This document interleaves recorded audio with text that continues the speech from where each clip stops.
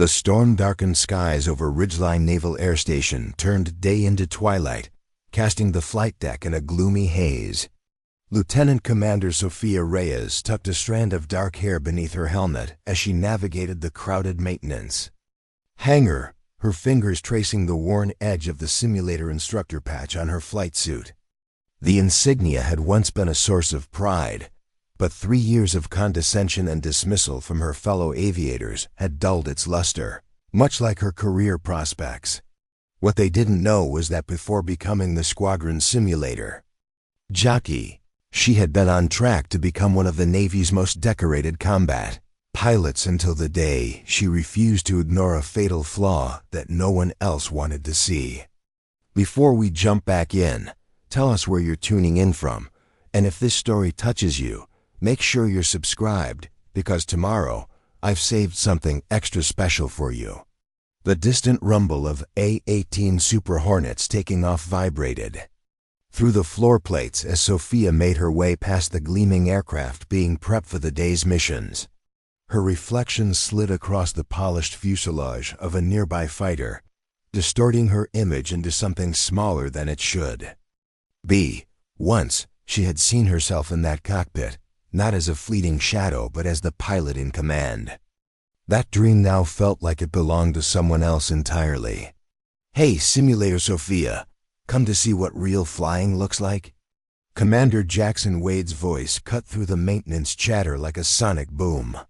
Sophia turned to see him standing with his usual entourage of squadron pilots, his flight suit pristine despite the perpetual moisture and salt air that seemed to cling to everything else on the carrier.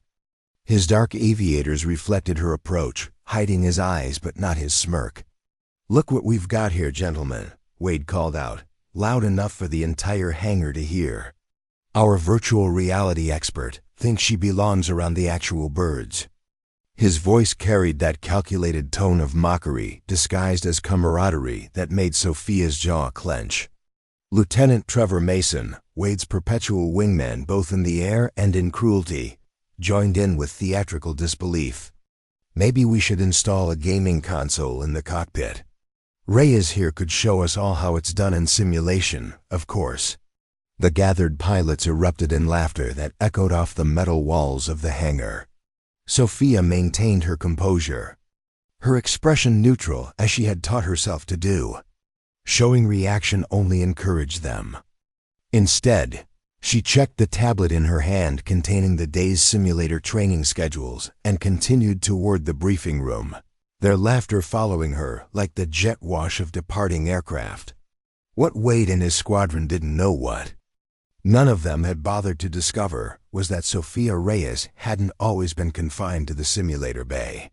3 years ago, she had been Lieutenant Commander Reyes, combat-ready fighter pilot, ranking second in her class at the Navy's elite fighter weapons school.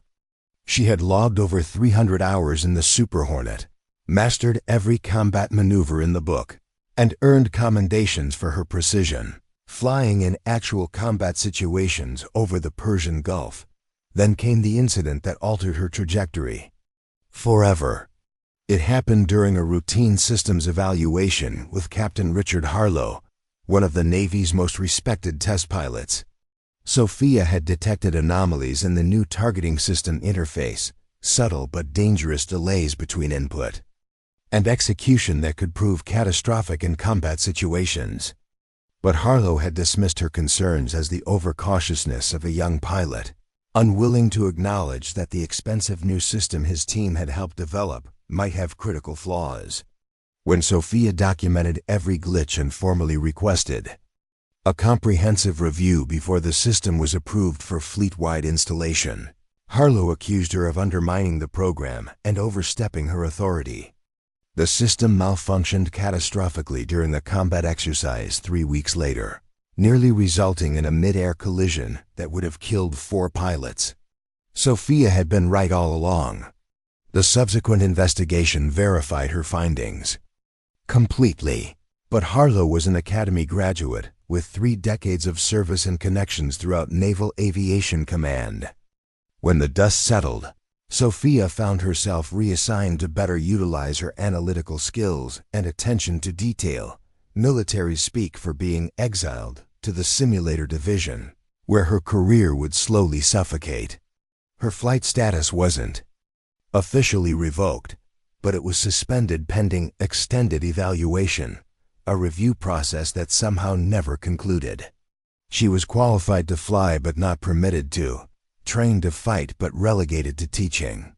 She had gone from combat pilot to simulator instructor, not by choice but by consequence of challenging the wrong person's judgment. Now, as Wade's laughter faded into the background noise of the hangar, Sophia made her way to the simulator bay, the small windowless section of the carrier that had become her domain. Unlike the bustling flight deck with its controlled chaos and purposeful energy, the simulator section was quiet and isolated, tucked away like an afterthought. Inside, the familiar hum of electronics and the synthetic smell of cooling systems greeted her, so different from the jet fuel and sea air that still made her heart race. She began her daily routine, checking the simulator pods for functionality and reviewing the day's training scenarios. Her hands moved with practiced efficiency, but her mind drifted to her private sessions in these same simulators. Late at night, when the carrier slept and the bay was empty, Sophia ran advanced combat scenarios that no one assigned her. She practiced emergency procedures, mastered experimental maneuvers, and flew virtual missions of her own design, pushing both the simulators and herself to their limits. Chief Petty Officer Miguel Ortega, who maintained the simulator systems, had observed her during these solitary sessions. "She flies like someone born in the sky," he once remarked quietly to his assistant. "Her hands anticipate what the aircraft will do before it does it. Most pilots fight the simulator for control, she dances with it. But having the skill and having the opportunity to use it were worlds apart." As Sophia completed her morning checks, the ship's intercom system crackled to life with the day's flight assignments. Wade's name was called for a combat patrol mission, Mason's for a reconnaissance flight. One by one, other pilots received their orders, their voices confident, as they acknowledged their assignments. Preparing and narrating this story took us a lot of time, so if you are enjoying it, subscribe to our channel. It means a lot to us. Now back to the story. Sophia's name was not among them. It never was.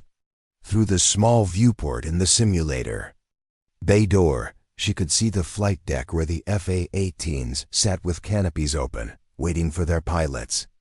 Morning light glinted off their fuselages, and in the distance, she could see the contrails of jets already airborne, carving white scars across the steel-gray sky.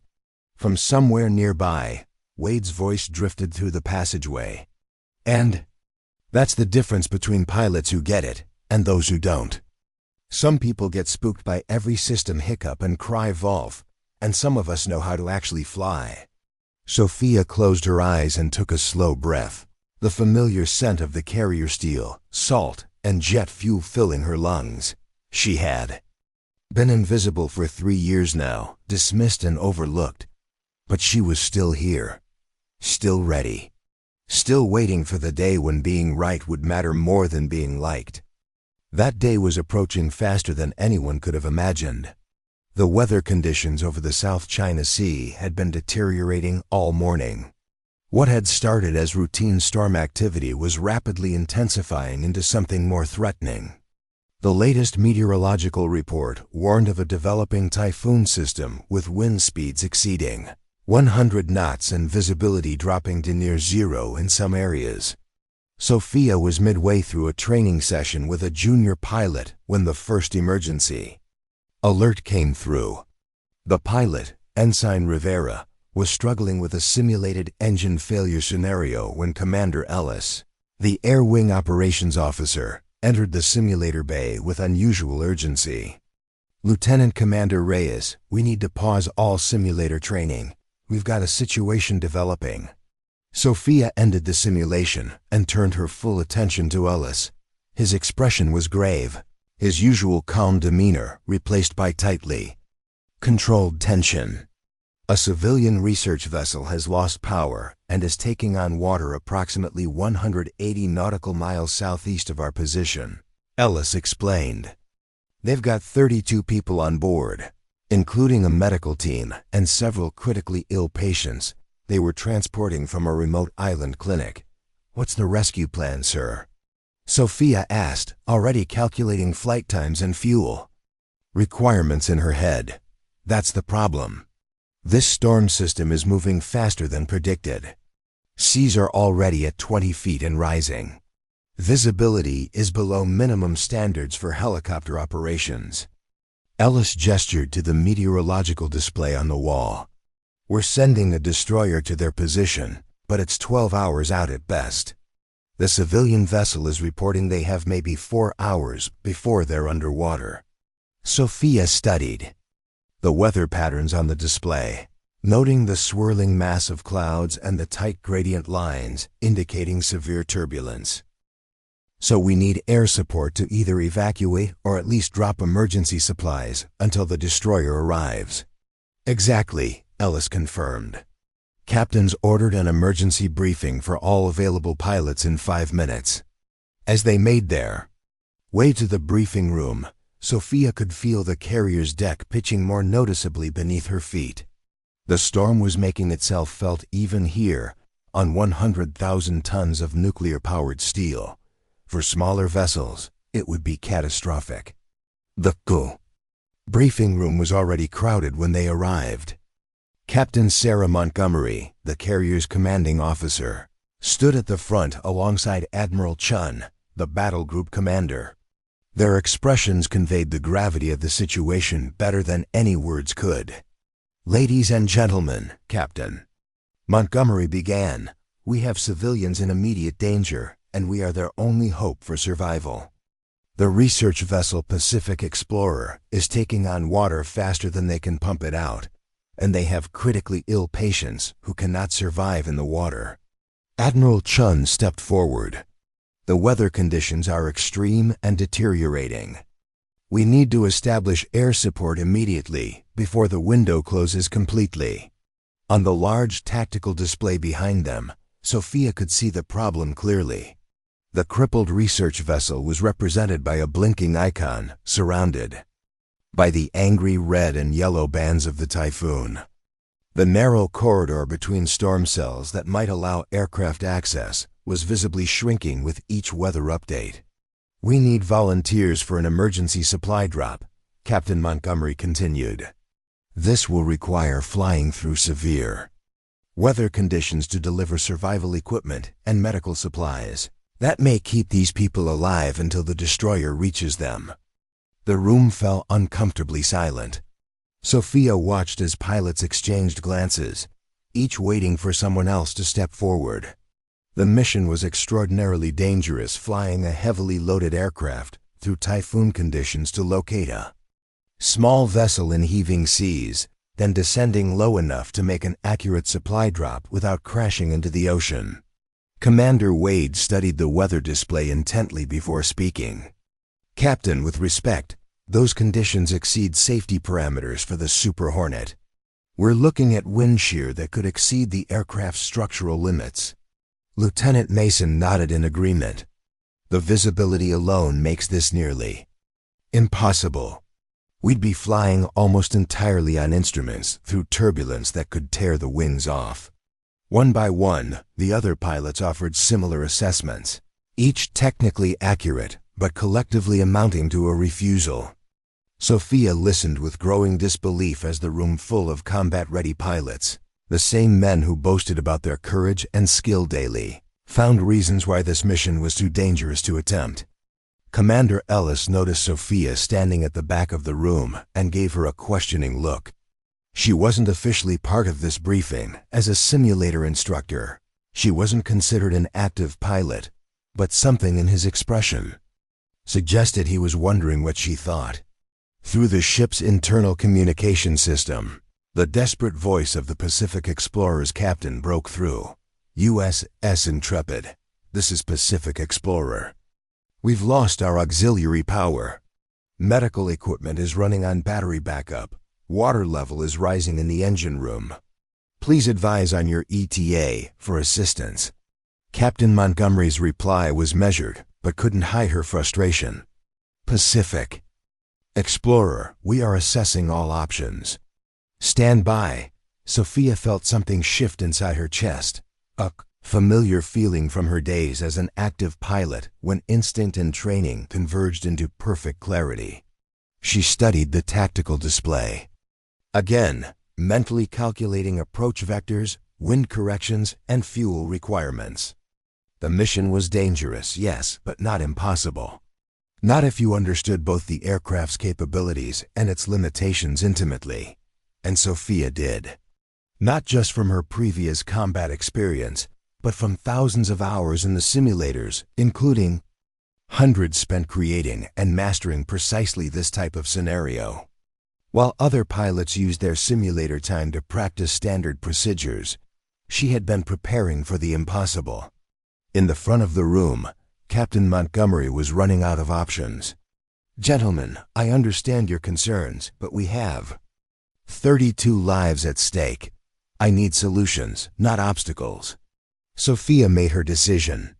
She stepped forward, moving past the rows of seated pilots until she stood directly before the captain and admiral. Every eye in the room turned to her, expressions ranging from surprise to confusion to outright dismissal. "Captain," she said, her voice steady and clear, "I can fly this mission." The silence that followed was absolute. Commander Wade actually laughed, a short, disbelieving sound that died quickly when Captain Montgomery glared at him. "Lieutenant." "Commander Reyes," the captain said carefully, "you're assigned to simulator training. This is an emergency combat mission." "Yes, ma'am," Sophia replied, maintaining perfect military bearing. "I am fully qualified on the FA-18E Super Hornet with over 300 combat hours. My flight certifications are current, my medical is up to date, and I've been maintaining proficiency in the simulators with specific focus on adverse weather operations and emergency procedures." She reached into her flight suit pocket and pulled out her pilot's logbook, the one she'd kept meticulously updated even when no one was watching, the one that documented every simulator hour, every virtual mission, every emergency procedure she'd mastered while others forgot she existed. "I've run this exact scenario in simulation 53 times, ma'am. Variable weather conditions, different approach vectors, mechanical failures, the works. My success rate is 94%. I know this can be done, and I know how to do it." "Admiral." Chun took the logbook and flipped through it, his eyebrows rising slightly as he reviewed her detailed records. Captain Montgomery looked over his shoulder, her expression thoughtful. Commander Wade finally found his voice. "This is absurd. She hasn't flown an actual combat mission in 3 years. Simulator hours don't count when you're flying through a real typhoon." Sophia turned to face him directly. "Then where are the real pilots, Commander? Because all I see in this room are excellent reasons why no one should try to save 32 lives."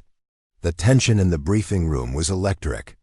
Captain Montgomery studied Sophia's face for a long moment, then looked back at the tactical display where the research vessel's icon continued to blink, a digital representation of real people facing death with each passing minute. "Lieutenant Commander Reyes," she said finally, "walk me through exactly how you would approach this mission." Sophia stepped to the tactical display without hesitation, her movements confident and precise. "I would approach from the northwest, using this gap between storm cells. The Super Hornet can handle the turbulence if we maintain a specific airspeed and attack angle." Her finger traced the route on the screen as she continued. "I'd maintain altitude until I was within 5 miles of the vessel, then descend in a controlled spiral to minimize exposure to the worst wind shear. The supply package would be dropped from 200 feet, using JPADS for precision guidance, compensating for crosswinds with these calculated offsets." She outlined contingency plans for various scenarios, worsening weather, mechanical failures, navigation challenges, each solution detailed and practical. As she spoke, Sophia could see the expressions in the room changing, skepticism giving way to reluctant consideration. Admiral Chun turned to Captain Montgomery. Her approach is sound, unconventional, but theoretically viable. Captain Montgomery nodded slowly, then fixed Sophia with an evaluating stare. Lieutenant Commander, I need to ask you something, and I need complete honesty. Are you volunteering for this mission because you're the best person for the job, or because you have something to prove to this room? It was the question Sophia had been asking herself since she stepped forward. The weight of 3 years of dismissal and mockery pressed on her shoulders. The temptation to prove herself, to show Wade and the others what they had refused to see, was powerful, but that wasn't why she was here. Captain, 32 people are going to die if someone doesn't fly this mission. I'm volunteering because I can see a way to get it done when no one else can. My personal feelings about my assignment history are irrelevant to the task at hand. Captain Montgomery held her gaze for another moment, then nodded sharply. That's the right answer. She turned to the room at large. Lieutenant Commander Reyes is authorized for this mission. Commander Ellis, expedite her pre-flight clearance. I want wheels up in 20 minutes. As Sophia turned to leave, Commander Wade stepped into her path. When you get yourself killed out there, Reyes, don't expect us to risk our necks coming after you. Sophia looked him directly in the eyes for perhaps the first time in 3 years. Wade, when I bring back footage of a successful supply drop, I want you to remember this moment. Remember how it felt to stand in a room full of people you've mocked and belittled, explaining why you're too afraid to do your job while someone you dismissed as just a simulator jockey steps up to do it for you. The sea itself seemed alive and malevolent, a writhing mass of dark energy intent on swallowing anything that dared to float upon it. Somewhere in that maelstrom was a ship with 32 souls aboard, counting on her to find them when no one else would even try. Sophia reduced altitude further, bringing the Super Hornet down to 500 feet despite the extreme danger. At this height, she was flying through a blender of wind shear, precipitation, and salt spray that threatened to overwhelm both aircraft and pilot. The turbulence was so violent that items in her flight suit pockets were being thrown against her body with bruising force, and maintaining consciousness itself became a conscious effort as G-forces fluctuated wildly from negative to positive and back again. "Where are you?" she murmured, scanning the heaving ocean below through gaps in the driving rain. "Come on, show me something." As if in answer to her plea, a flash of light appeared momentarily to her left, an emergency flare burning bright orange against the storm's gray palette before being extinguished by the torrential rain. Sophia banked toward it immediately, fighting the crosswinds that tried to push her off course. "Pacific Explorer, I have visual on your flare. Maintain signal if possible."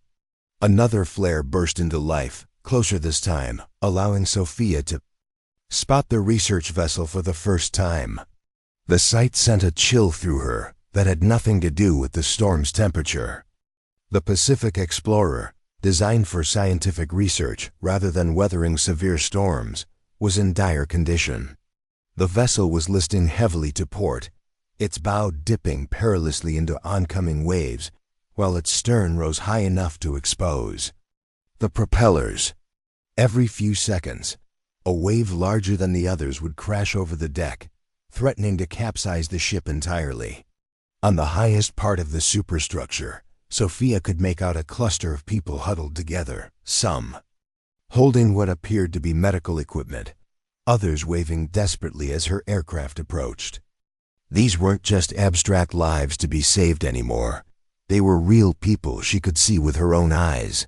Scientists and medical professionals and crew members with families and futures, all depending on her skill to survive the next hour. "Pacific Explorer, Valkyrie 7. I have visual on your vessel. Beginning supply drop approach now." The challenge before her was immense.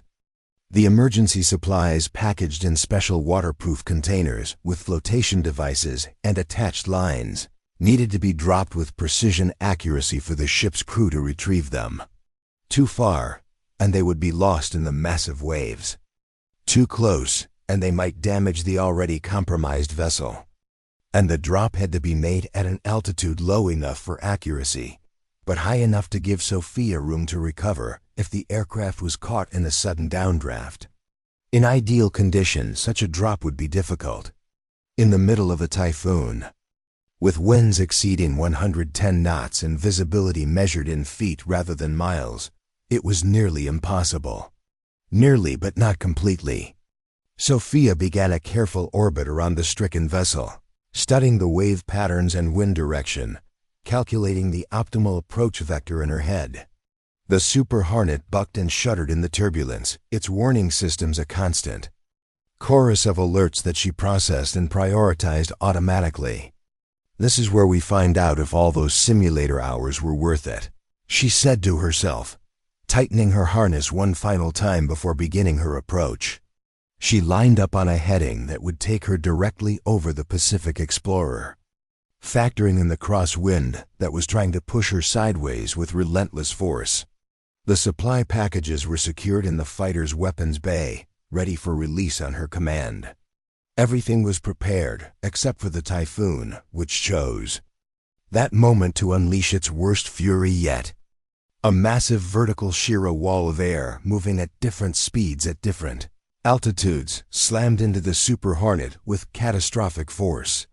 The aircraft was hurled upward nearly 1,000 feet in seconds, then dropped like a stone as the airflow reversed. Warning alarms screamed as the G-forces tested the limits of both airframe and pilot. Sophia's vision narrowed to a tunnel as her body fought to maintain consciousness through forces that would have incapacitated less experienced aviators. When she regained full awareness, the Super Hornet was in a dangerous attitude, nose down, banking steeply, headed directly toward the heaving ocean at a speed that would make recovery difficult at best. The shipboard radar altimeter was screaming proximity warnings, indicating less than 300 feet of altitude remaining mere seconds from impact. In that moment, time seemed to slow for Sophia. The thousands of hours in simulators, the countless emergency procedures practiced until they became second nature, all converged into a single point of perfect clarity. Her hands and feet moved across the controls, not in panic but in practiced harmony, a symphony of minute adjustments that gradually brought the fighter back from the edge of disaster. The Super Hornet responded sluggishly at first, then with increasing authority as airspeed built and control surfaces regained effectiveness. At less than 200 feet above the waves, close enough to feel the spray against her canopy, Sophia pulled the fighter level, then began a climbing turn back toward the research vessel. "Valkyrie 7, Pacific Explorer, are you still with us?" That looked bad from here. Sophia allowed herself a small smile at the understated concern in the captain's voice. "Still here, Pacific Explorer, just a bit of turbulence. Commencing second approach now." This time, she adjusted her strategy. Instead of a straight pass over the vessel, she would use a curving approach that might give her more options if another wind shear hit. The Super Hornet's engines strained at maximum military power as she maneuvered the fighter into position, fighting against wind and gravity with every yard of altitude and every degree of heading. "Pacific Explorer, on my next pass I will release the supply packages. They will deploy parachutes automatically, but in these winds they may drift. Be prepared to retrieve them quickly before they're lost." "Copy, Valkyrie 7, we're ready. Our survival rafts are prepared if when we have to abandon ship." Sophia lined up her approach, lower this time dangerously low at 150 feet, skimming just above the wave tops where the air was marginally more stable, but the margin for error was measured in fractions of seconds. The Pacific Explorer grew rapidly in her view, its listing hull and desperate crew becoming clearer with each passing moment. "Supply drop in 5, 4, 3, 2, 1. Packages. Away! She triggered the release mechanism, and 4 waterproof containers dropped from the Super Hornets weapons bay.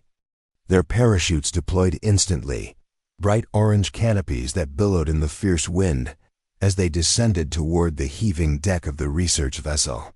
Sophia banked hard immediately after release, pulling away from the ship to give the crew space to recover the precious cargo. Through her canopy, she watched anxiously as the packages drifted downward. The wind caught one, blowing it far off course toward the stern of the vessel where no one could reach it. Another landed in the water just meters from the ship's side, close enough that a crew member managed to snag it with a boat hook before it was swept away. The third and fourth packages landed on the deck itself, immediately secured by weighting. Hands, Valkyrie 7, we have 3 packages secured. They contain the medical supplies and emergency rations. The fourth is in the water too far to reach. 3 out of 4 in these conditions was a minor miracle, but Sophia wasn't satisfied.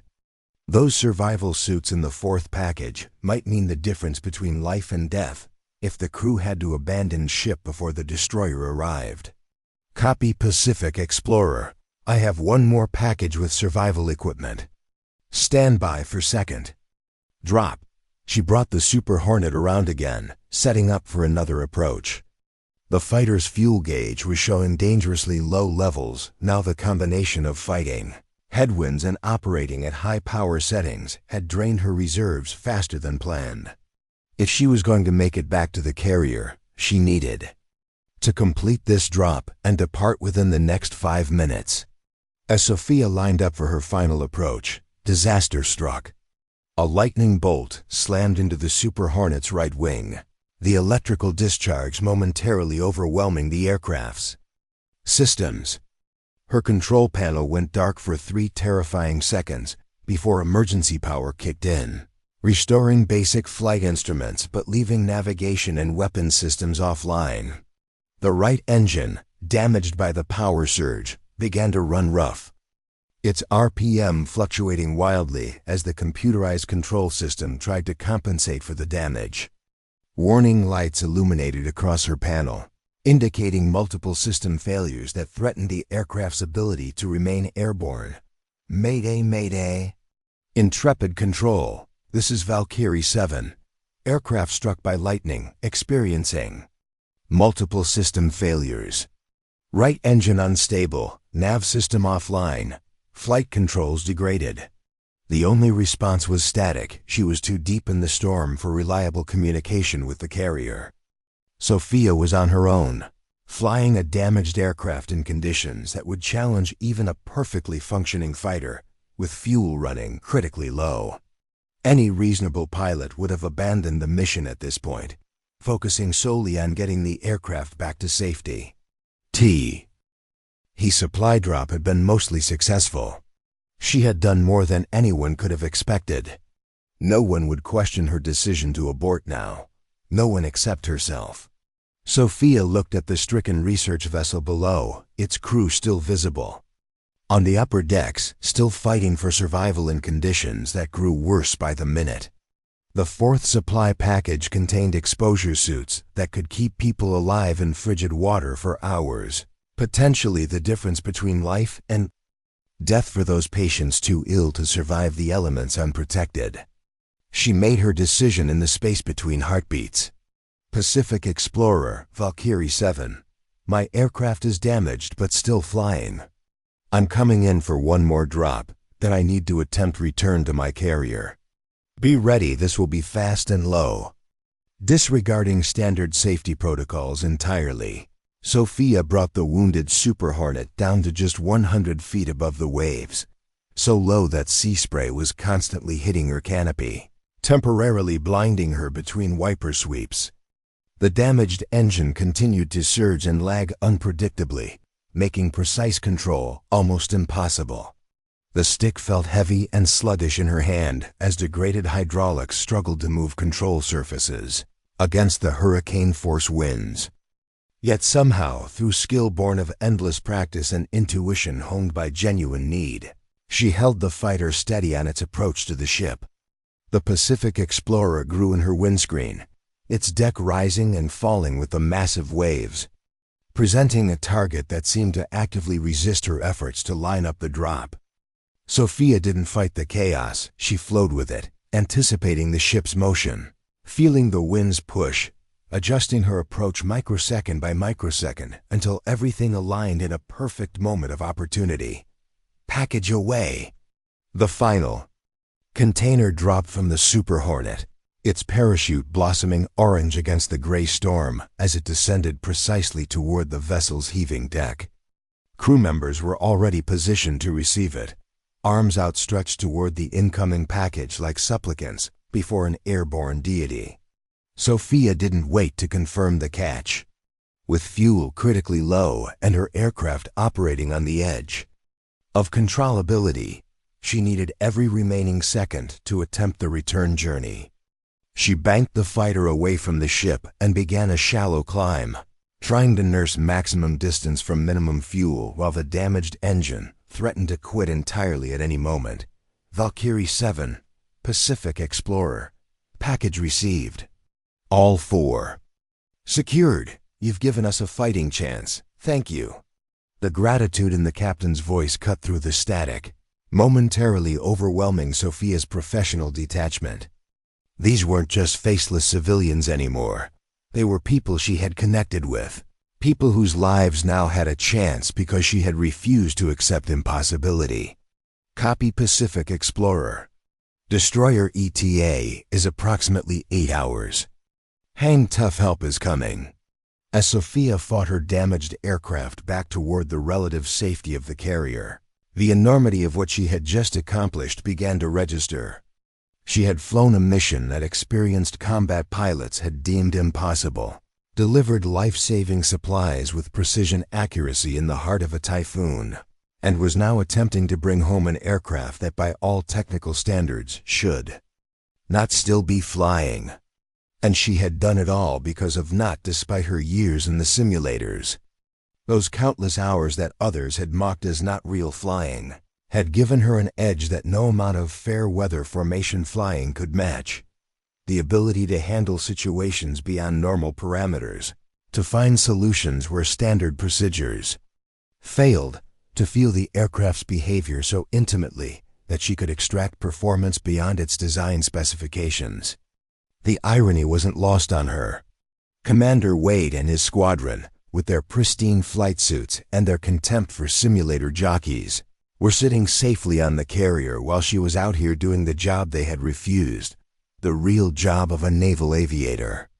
As if summoned by her thoughts, the radio crackled to life with a familiar voice.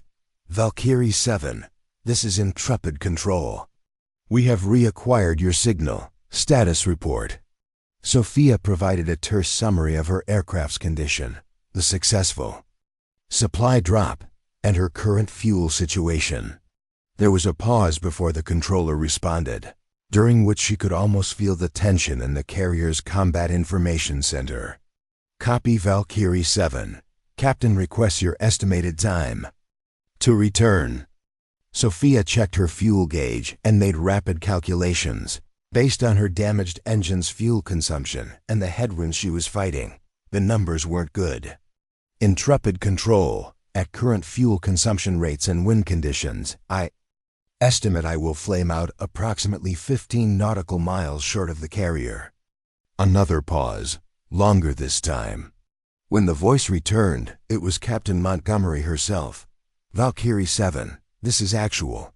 We're launching the search and rescue helicopter to your position. Ditch the aircraft when fuel exhaustion is imminent. That's an order, Commander. We're not losing you after what you just pulled off. Despite her situation, Sophia felt a warmth spread through her chest that had nothing to do with the fighter's failing environmental control system. After 3 years of invisibility, someone was finally seeing her, really seeing her for the pilot she had always been. Copy that, actual. I'll try to get as close as I can before swimming becomes mandatory. As Sophia nursed her damaged fighter toward the distant carrier, fighting failing systems and dwindling fuel with the same calm determination she had shown throughout the mission, She reflected on the strange path that had led her here. 3 years of professional exile, of mockery and dismissal, had not broken her spirit or dulled her skills. Instead, those years had forged her into something stronger, more resilient, more capable than she might otherwise have been. The simulator hadn't been a prison after all. It had been a crucible. The Super Hornet shuddered as the right engine finally gave out, its whine dying to silence as fuel starvation or lightning damage. Sophia couldn't be sure which claimed it completely. The sudden asymmetric thrust rolled the aircraft violently to the right, requiring full opposite aileron and rudder to maintain level flight. Warning indicators illuminated across her instrument panel like malevolent Christmas lights, their urgent chimes competing for her attention as multiple systems crossed from degraded into critical failure. Intrepid control, Valkyrie 7. Right engine has failed completely. Maintaining controlled flight on left engine only. Fuel remaining for approximately 7 minutes at current consumption rate. Copy Valkyrie 7. SAR helicopter is airborne and proceeding to your coordinates, ETA 12 minutes. Sophia processed this information with the detached calculation of a pilot in crisis. The math was simple and unforgiving. Her fuel would be exhausted 5 minutes before rescue could reach her. She would have to ditch the Super Hornet in typhoon-tossed seas and survive until the helicopter arrived. The irony wasn't lost on her. She had just saved 32 lives on the Pacific Explorer, only to face the same battle against wind and wave herself. The emergency exposure suit stored in her survival kit would help, but in these conditions, even the best equipment provided only a fighting chance, not a guarantee. Through breaks in the clouds ahead, Sophia caught occasional glimpses of the carrier, still too distant to reach, but visible as a gray speck on the horizon. The sight solidified her resolve. She hadn't come this far, accomplished this much, only to fail in the final stretch. Intrepid control, I'm going to attempt to extend my glide range by maintaining optimal airspeed after fuel exhaustion. Request you vector SAR to intercept my projected ditch point rather than current position. There was a brief pause before the controller responded, likely conferring with the helicopter crew about this change in plan. Valkyrie 7, SAR concurs with your plan. They'll adjust course to intercept. Captain requests you continue transmitting as long as possible to help them locate you after ditching. Understood. Control. As Sophia focused on extracting maximum distance from her remaining fuel, her mind automatically ran through ditching procedures. The Super Hornet was not designed with water landings in mind, its sleek aerodynamic shape and ventral fins made it prone to tumbling if it hit the water at the wrong angle. She would need to maintain perfect control all the way down to the surface, then eject at the last possible moment when the aircraft was just above stall speed. All this in hurricane-force winds, driving rain, and waves the size of small buildings. The simulator had prepared her for emergency water landings, but never in conditions like these. This would be a test of raw skill and nerve, beyond any training scenario. 3 minutes of fuel remaining, she reported, her voice calm despite the tension gripping her body. I can see the carrier when the clouds break. Approximately 12 nautical miles out. Copy Valkyrie 7. All hands on deck are watching your approach. Captain says to tell you this is the finest piece of flying she's witnessed in 30 years of naval service. Sophia allowed herself a small smile at that. Recognition from Captain Montgomery, a pioneering female aviator in her own right, meant more than any commendation or medal could. At least if things went badly in the next few minutes, she would have reclaimed her identity as a pilot in the eyes of those who mattered. The left engine began to sputter as the fuel tanks ran dry, the RPM fluctuating wildly as the last drops of JP5 were consumed.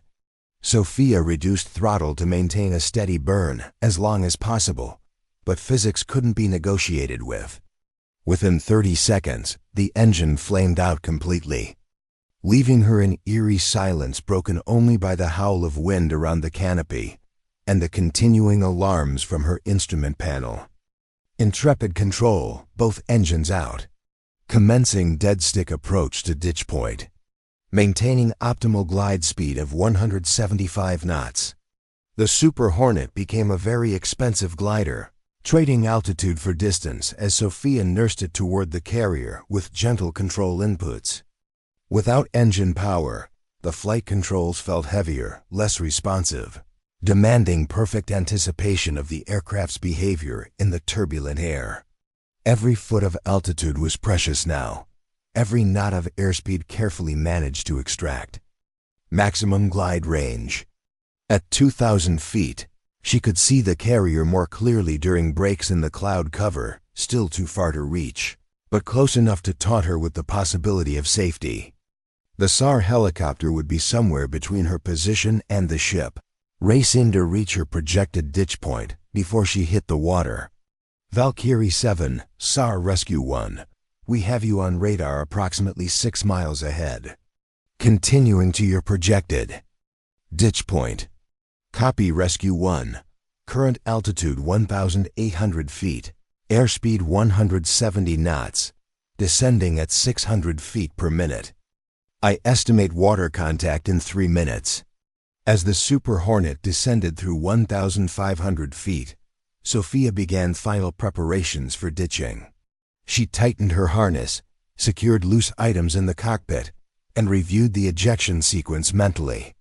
The seas below were a chaotic churn of gray-white foam and deep troughs, offering no clear landing zone, just a constantly shifting battlefield of water and wind where survival would depend on timing and luck as much as skill. 1,000 feet, she reported, her voice still professionally steady. Conditions at the surface extremely hostile. Wave height appears to be 30 to 40 feet with breaking crests. Copy Valkyrie 7. We're 4 minutes from your position. Can you stretch your glide?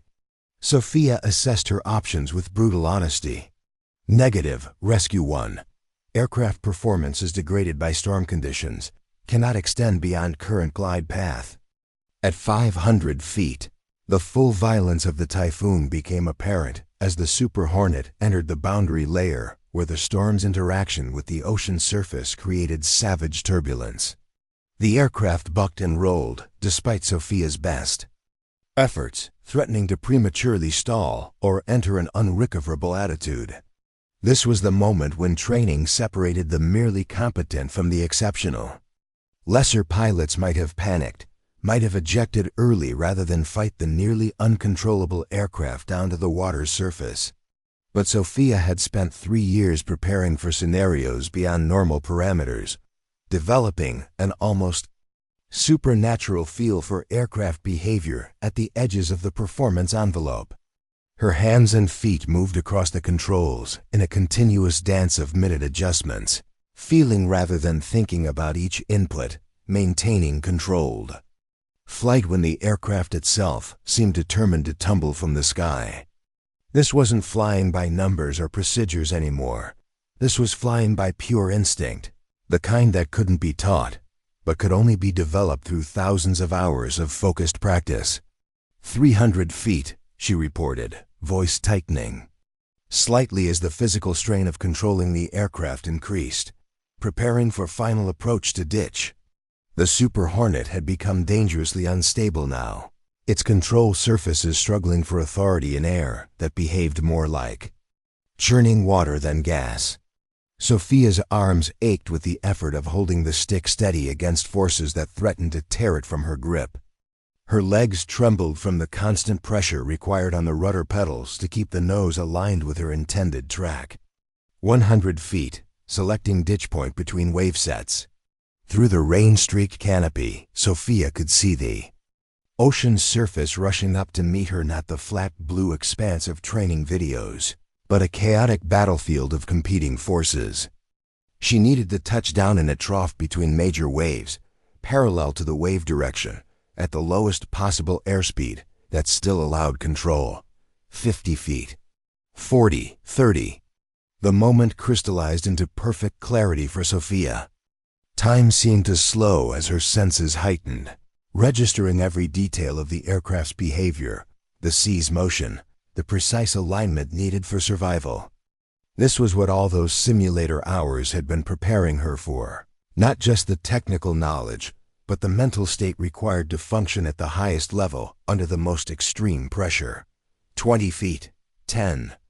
The Super Hornets. Belly skimmed the surface of a wave trough, sending spray across the canopy. Sophia held the aircraft just above stall speed, keeping the nose slightly elevated to prevent tumbling on impact. When the next major wave began to rise directly ahead, she made her final decision. Ejecting now. She pulled the yellow and black striped handle between her legs, initiating the sequence that would blast her clear of the doomed aircraft. The canopy explosively separated, instantly exposing her to the full fury of the typhoon horizontal rain that felt like needles. Against her face, wind that tried to tear her helmet from her head, the deafening roar of nature unleashed.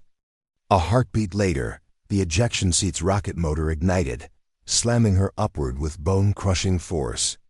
The world spun crazily around her as the seat climbed away from the fighter, just as it impacted the rising wave. Below, the Super Hornet cartwheeled across the ocean surface, breaking apart as its momentum was violently transferred to the unyielding water.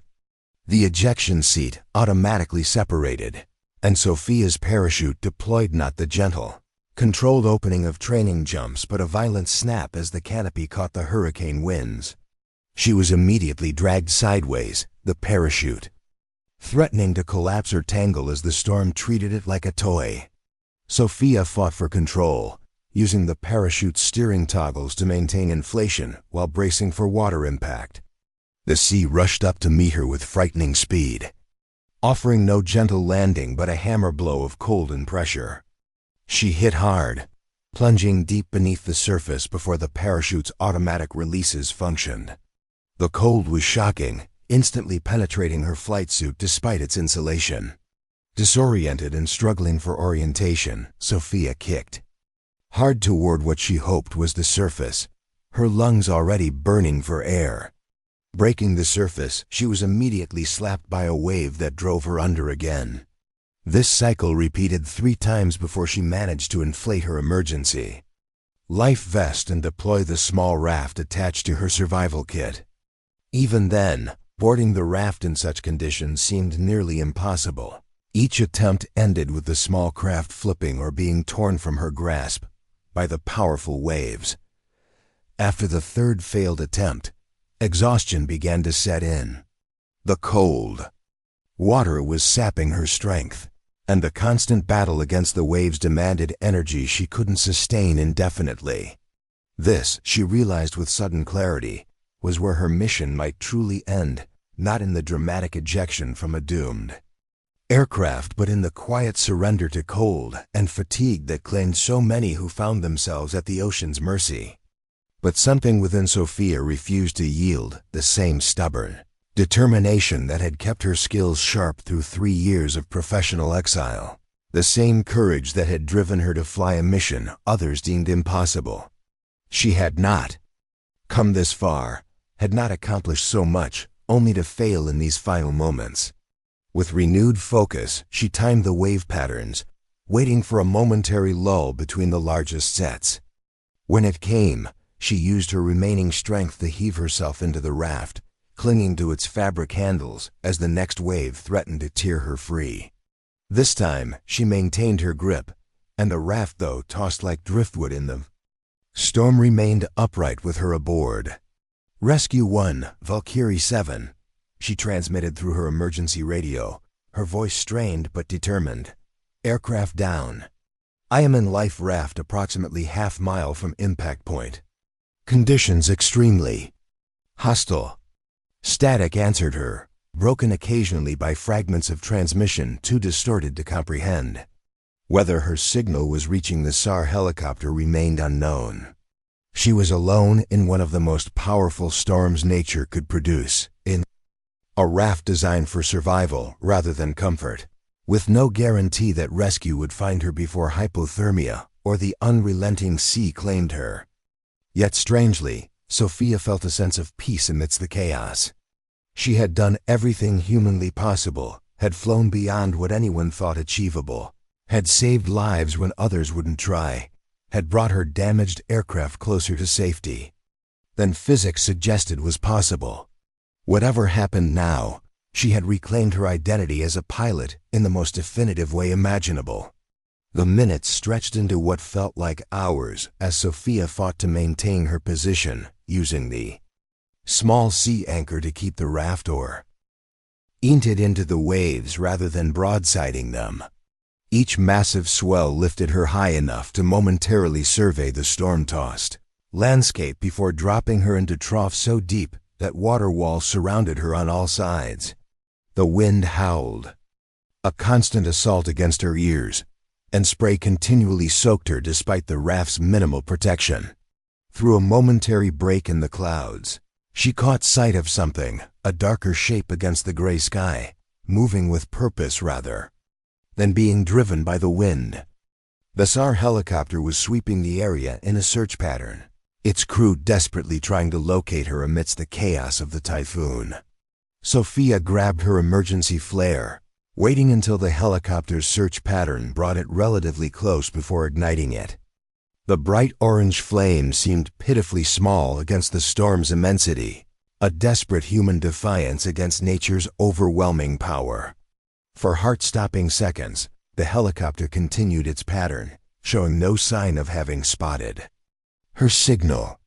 Sophia prepared to ignite her second flare, her last chance at being found, when the aircraft suddenly banked sharply and changed course directly toward her position. Valkyrie 7 Rescue 1, we have visual on your flare. Maintain position. Initiating recovery operation. The relief that flooded through Sophia was so intense it momentarily overwhelmed the cold and exhaustion. She was found. She would survive. The mission that had begun with delivering salvation to others would not end with her own demise. The helicopter hovered above her position, fighting the typhoon winds with the same determination she had shown in her fighter. A rescue swimmer plunged from its open door, disappearing into the waves only to surface moments later, a short distance from her raft. With powerful strokes, he reached her, his face showing both professional focus and undisguised amazement at finding her alive. "Lieutenant Commander Reyes?" he shouted over the storm's roar. "Petty Officer Martinez, SAR team. Captain sent us to bring you home." "Glad you could make it," Sophia replied, attempting a smile through lips numbed by cold and exhaustion. The extraction was neither gentle nor dignified, a brutal battle against wind and wave that ended with Sophia being virtually dragged into the helicopter's cabin by the combined efforts of Martinez and the crew inside. As the door closed behind them, muffling the storm's fury, she collapsed onto the deck, her body finally acknowledging the toll the mission had taken. "Rescue 1 to Intrepid Control," the pilot radioed. "We have Valkyrie 7 secure. Pilot is conscious and stable, returning to ship." As the helicopter fought its way back toward the carrier, the crew worked efficiently around Sophia, removing her soaked flight gear, wrapping her in thermal blankets, checking her vital signs. Their movements were precise and professional, but their expressions conveyed something beyond standard procedure, a respect bordering on awe that made her uncomfortable in its intensity. "Ma'am," the medical technician said as he checked her. "Pupils for signs of concussion. What you did out there." The Pacific Explorer just radioed. "All 32 personnel are alive and hanging tough. The destroyer will reach them within 7 hours. You saved them all." Sophia nodded, too exhausted for words but warmed by the knowledge that her efforts had not been in vain. 32 lives continued because she had refused to accept impossibility, because she had transformed years of perceived punishment into preparation for this exact moment. The flight back to the carrier passed in a haze of fatigue and medical attention. By the time the helicopter touched down on the pitching deck of the USS Intrepid, Sophia was wrapped in dry blankets, her core temperature stabilized, but still weakened by the ordeal. As the crew helped her from the aircraft, she insisted on walking under her own power despite their protests, a small but significant assertion of strength when her body craved nothing but rest. The scene that greeted her on the flight deck stopped her in her tracks. Despite the continuing storm, despite protocols that should have kept all non-essential personnel below decks, a crowd had gathered. Deck crew, maintenance technicians, medical staff, and pilots including Commander Wade and his squadron stood in the driving rain, watching her emergence from the rescue helicopter. Captain Montgomery stepped forward, her uniform soaked but her bearing impeccable as she offered a crisp salute that Sophia, moving on instinct ingrained by years of service, returned despite her exhaustion. "Lieutenant Commander Reyes," Montgomery said, her voice carrying over the storm and flight deck noise, "on behalf of this ship and the United States Navy, welcome back." The deck crew erupted in a cheer that seemed to momentarily overwhelm even the typhoon's roar. Sophia stood stunned as the applause continued, undiminished by the driving rain that soaked everyone present. These were seasoned naval personnel, not given to emotional displays or easy admiration, yet they stood in a typhoon to acknowledge what she had accomplished. As the medical team moved to escort her below decks, Sophia caught sight of Commander Wade standing with his squadron. His expression was complex embarrassment, respect, and something that might have been shame competing for dominance. Their eyes met briefly across the rain-swept deck, and after a moment's hesitation, he raised his hand in a solemn salute. The gesture, coming from the man who had been her most vocal detractor, carried a weight that transcended words. It was acknowledgement, apology, and surrender all at once, the recognition that he had been catastrophically wrong about her abilities and her worth as a pilot. Sophia returned the salute with simple dignity before allowing the medical team to guide her toward the hatch. The validation felt good, she was human enough to admit that. But strangely, it wasn't the triumph she might once have imagined. Something had shifted within her during those desperate minutes in the heart of the storm, a realization that had crystallized as she fought for survival in the life raft. Her worth as a pilot had never depended on Wade's approval or anyone else's recognition. It had been there all along, in her unwavering commitment to excellence, even when no one was watching, in her refusal to let circumstances define her capabilities, in her determination to be ready for the moment when lives would depend on skills others had dismissed. The medical bay was a flurry of activity as Sophia was examined, treated for mild hypothermia and exhaustion, and monitored for delayed effects of her ordeal. Through it all, she maintained the same calm composure that had characterized her throughout the mission, answering questions with precision and cooperation that the medical staff clearly appreciated. Captain Montgomery arrived as the initial examinations concluded, dismissing the medical staff with a gesture that requested privacy. When they were alone, the captain pulled up a chair beside Sophia's bed, studying her with an intensity that suggested she was seeing the younger officer clearly for the first time. "The Pacific Explorer's captain has been requesting to speak directly with you," Montgomery said without preamble.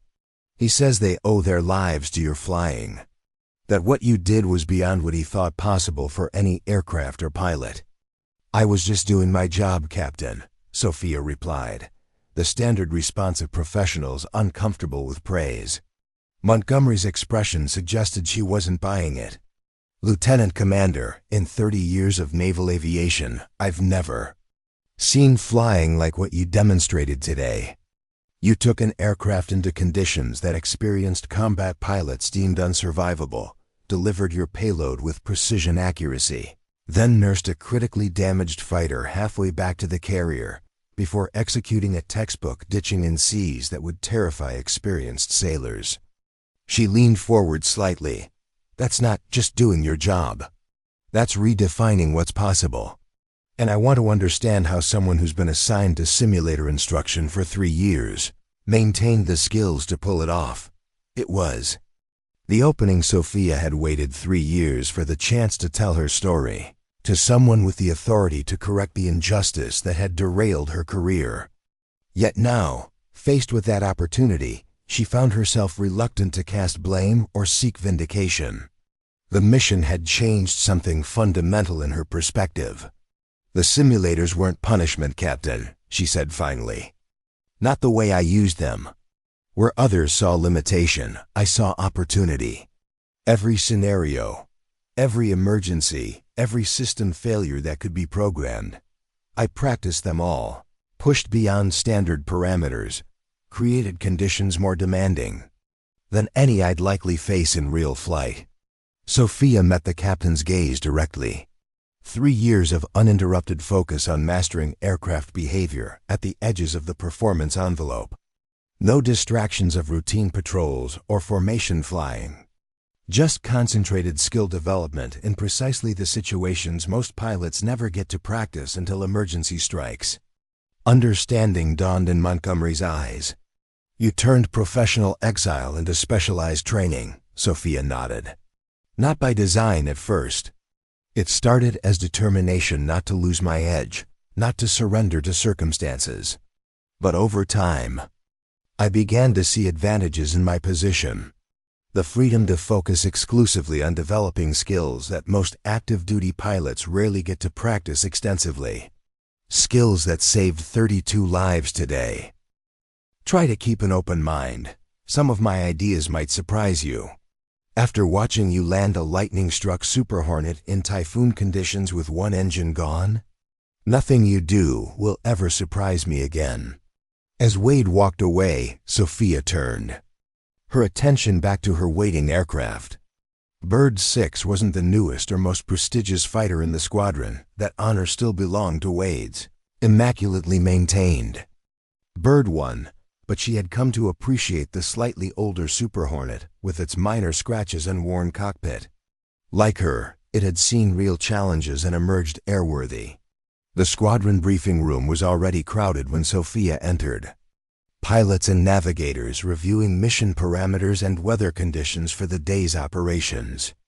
Conversations quieted momentarily as she took her seat, not with the awkward tension that had characterized her first few days back on active duty, but with a subtle shift in energy that acknowledged her presence without making a spectacle of it.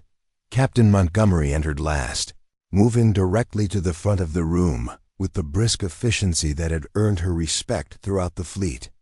The screen behind her illuminated with satellite imagery of the South China Sea and the planned exercise area for the upcoming joint operations. "Ladies and gentlemen, in 72 hours we begin the largest multinational naval exercise in the Pacific this year. Carrier groups from 3 nations, air forces from 5, and maritime patrol assets from 7 will be operating in coordinated scenarios designed to strengthen regional security partnerships." The captain gestured toward Sophia without breaking her rhythm. "Lieutenant Commander Reyes will lead the development of our Air Wing's tactical plan, incorporating lessons from both her simulator work and her recent real-world demonstration of adverse weather operations." There was no special emphasis in Montgomery's tone, no narrative of redemption or second chances, just a matter-of-fact acknowledgement that Sophia's experience represented valuable expertise for the mission at hand. This professional recognition meant more to Sophia than any dramatic vindication could have. As the briefing continued, Sophia found herself fully engaged in the tactical discussion, offering insights on weather pattern effects on multinational coordination and suggesting modifications to standard approaches based on her simulator research. What struck her most was how naturally her contributions were received, not as the surprising input of someone previously dismissed, but as the expected expertise of a respected squadron member. When the briefing concluded, Sophia gathered her materials and prepared to head to her aircraft for the morning's training flight. Lieutenant Mason, formerly Wade's most reliable echo in mockery, approached her with a tablet displaying weather data for their planned route. Commander, he said without preamble, I've been reviewing the forecast for the exercise area. There's a potential weather system developing here.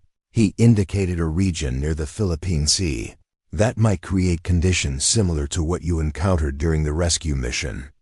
Not as severe, but significant turbulence and reduced visibility. He hesitated, then continued with what appeared to be genuine professional interest rather than the confrontational tone that had once characterized their interactions. I was wondering if you'd be willing to walk me through how you'd approach those conditions. Your way of handling the wind shear during the rescue, it's not in any of the standard manuals, but it clearly works. The request represented something significant, not just personal growth on Mason's part, but a broader shift in how her skills were perceived within the squadron. The very approaches that had once been dismissed as overthinking or simulator theory were now recognized as valuable tactical alternatives worth learning. I'd be happy to, Sophia replied. Meet me in Simulator Bay 3 after the afternoon sorties. I can show you the wind shear compensation techniques I've been developing. Mason nodded with what appeared to be genuine appreciation. Thanks, Commander. I'll be there. As he walked away, Sophia felt a moment of symmetry that bordered on poetic. The simulators, once the symbol of her professional exile, had become the setting for her to share expertise that might save lives in future missions. The very space that others had seen as her punishment had become the foundation for a new role as not just a pilot, but a mentor. The flight deck was alive with pre-launch activity when Sophia emerged from the island's superstructure. Deck crew scurried around aircraft, pilots performed final checks, and the air vibrated with the controlled chaos that preceded every launch cycle. Her Super Hornet waited, canopy open, systems powered up and ready for pre-flight checks. As she approached, Sophia noticed something unexpected. A small group of junior officers standing near her aircraft, clearly waiting for her. She recognized them as new pilots who had joined the air wing during her time in the simulator bay. Aviators she knew primarily from training sessions rather than squadron operations.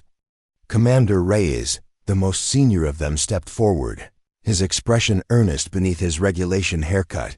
We wanted to catch you before your flight. What can I do for you, Lieutenant? Sophia asked, curious about this impromptu gathering. Ma'am, we've been studying the footage and telemetry from your Pacific Explorer mission. Another pilot joined in, her eyes bright with professional admiration. The way you handled the wind shear during the supply drop approach, we've been trying to replicate it in the simulators, but none of us can quite get it right.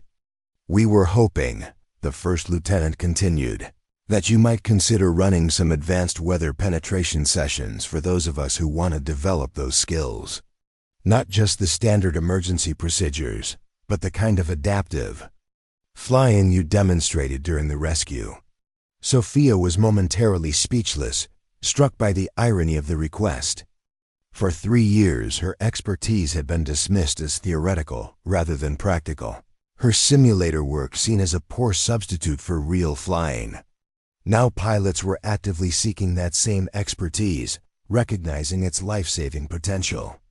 In a profession where margins for error were measured in seconds and inches.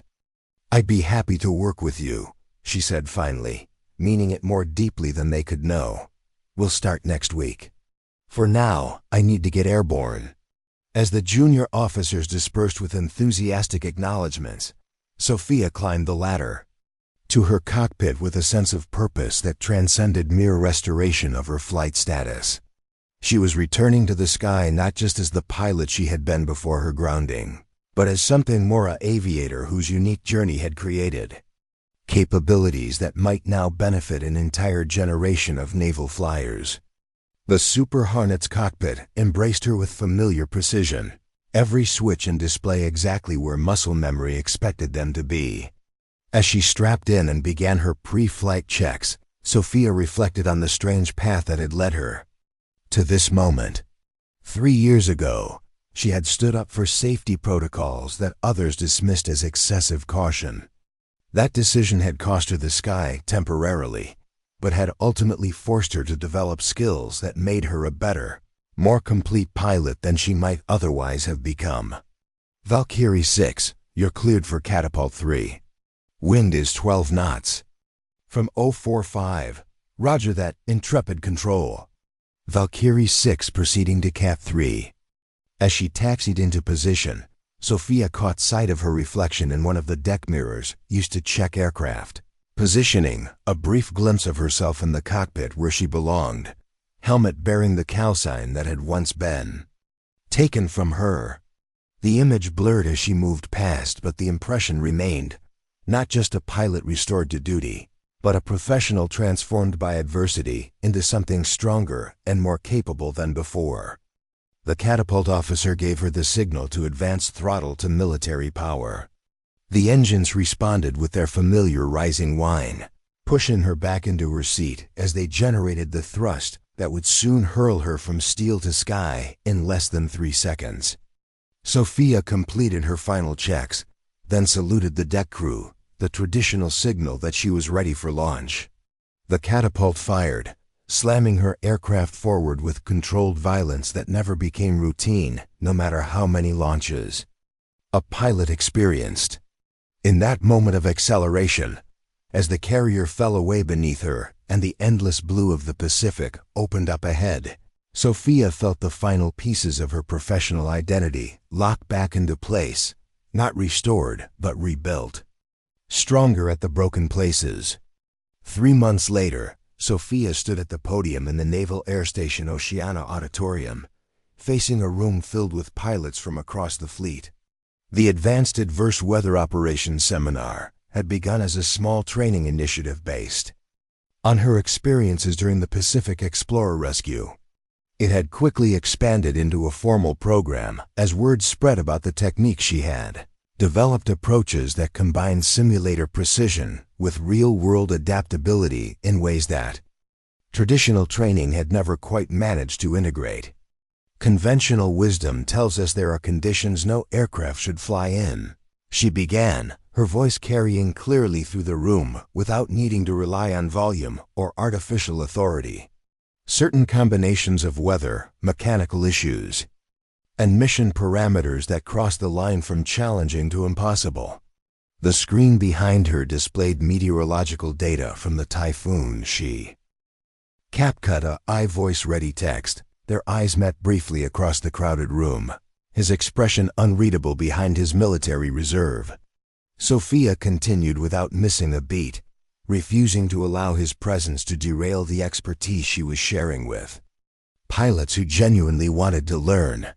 The key insight that emerged from both simulator work and the Pacific Explorer mission is this: aircraft failure in extreme conditions rarely happens all at once.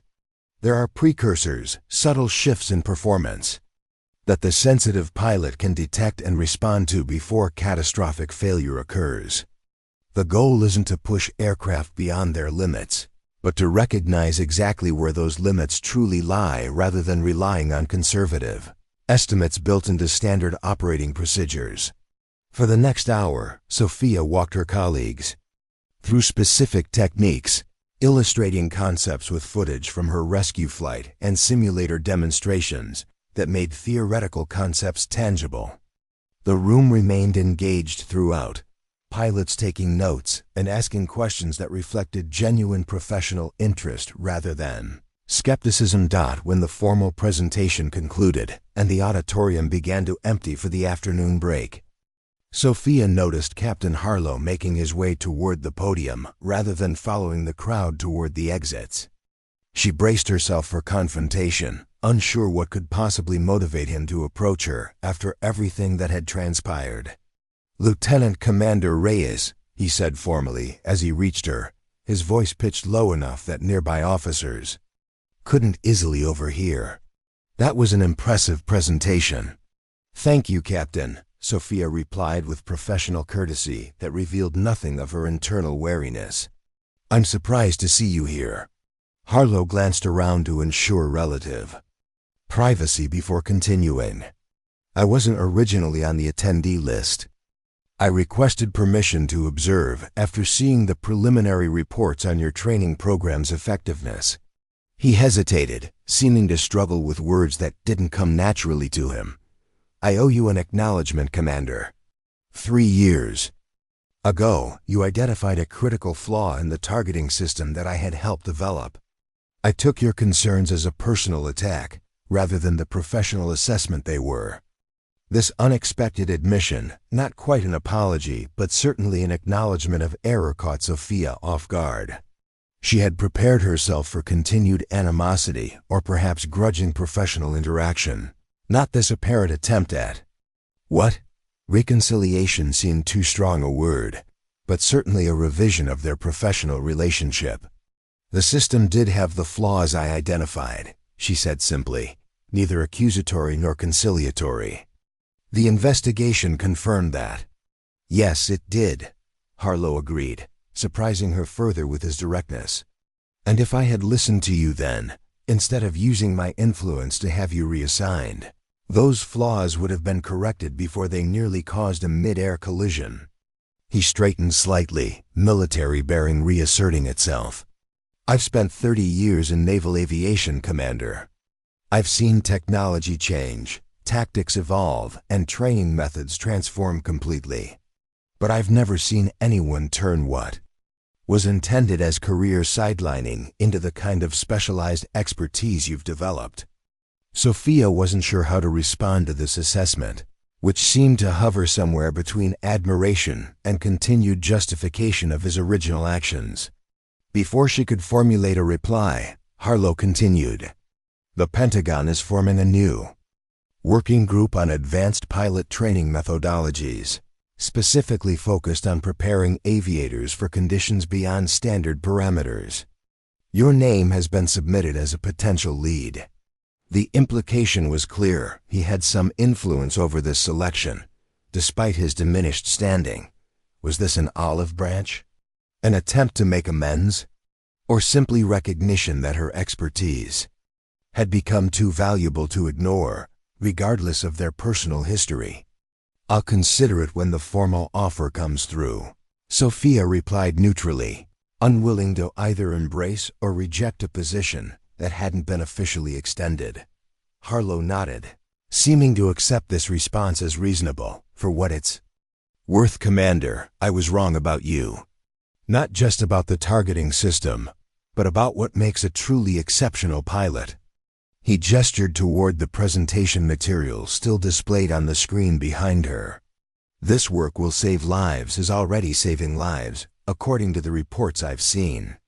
With that, he offered a brief, formal nod and turned to leave. His piece apparently said. Sophia watched him go with mixed emotions.